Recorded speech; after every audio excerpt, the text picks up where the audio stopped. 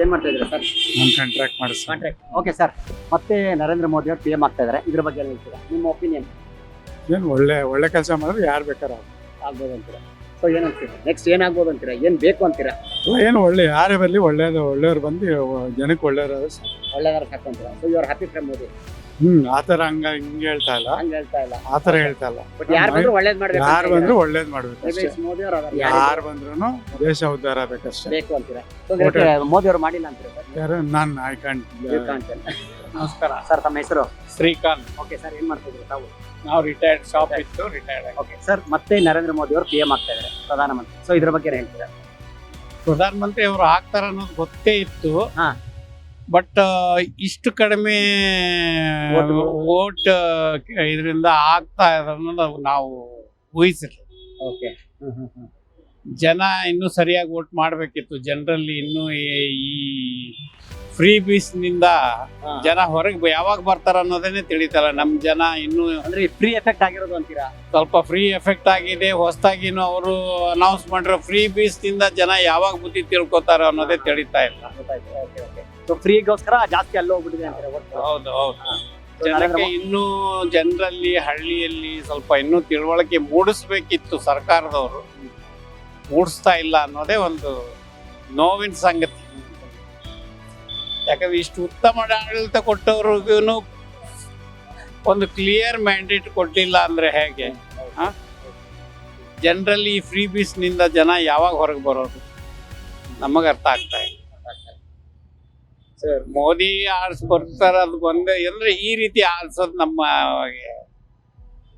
ಸರಿ ಅನಿಸ್ತಾ ಇಲ್ಲ.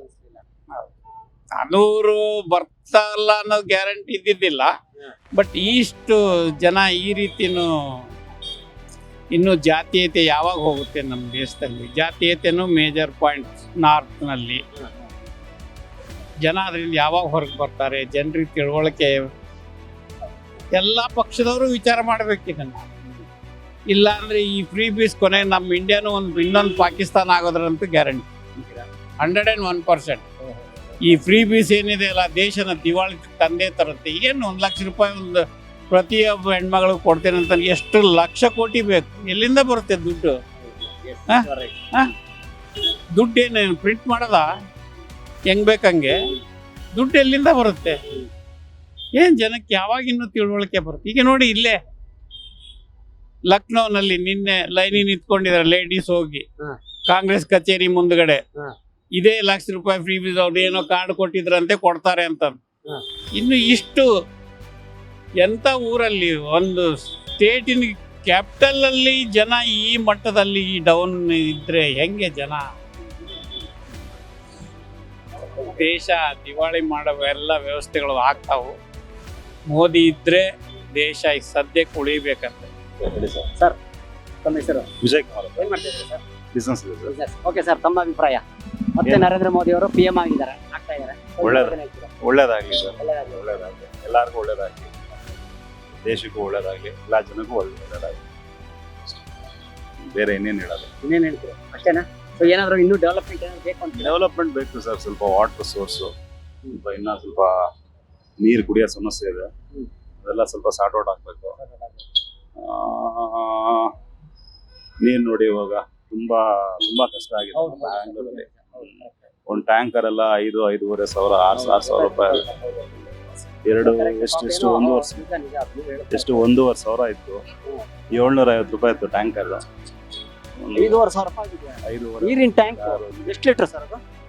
ಒಂದು ಟ್ಯಾಂಕರ್ ಅಂದ್ರೆ 6,000 ಲೀಟರ್. 6,000 ಲೀಟರ್. ಅದು ಎಷ್ಟು ದಿವಸ ಬರ್ಬೋದು?